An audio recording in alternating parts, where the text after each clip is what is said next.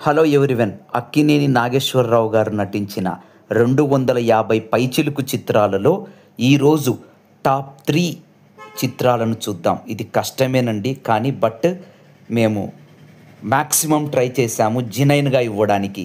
So number 1 ఇక doubt లేదండి, దేవదాసు. 1953 సంవత్సరంలో వచ్చిన దేవదాసు అక్కినేని గారి నట జీవితంలో మైల్ స్టోన్. ఎందుకంటే దేవదాసు పాత్రలో అక్కినేని తప్ప ఇండియాలో మరెవరూ సాటికి రారు అని నిరూపించిన చిత్రం అది. రెండవ చిత్రం 1981లో దాసరి నారాయణరావు గారి దర్శకత్వంలో వచ్చిన ప్రేమాభిషేకం. ఇంకా దీని గురించి మనం ఆల్రెడీ వీడియో చేసాం. ఇది all time top 2 movie of ANR. మూడవ చిత్రం 1971 సంవత్సరంలో వచ్చిన దసరా బుల్లోడు. వాణిశ్రీ అక్కినేని గారి కాంబినేషన్లో వచ్చిన బ్లాక్ బస్టర్ చిత్రం దసరా బుల్లోడు. ఇవండి టాప్ 3 మూవీస్. ఇలాంటి సమాచారం కొరకు subscribe, like and share. Thanks అండి.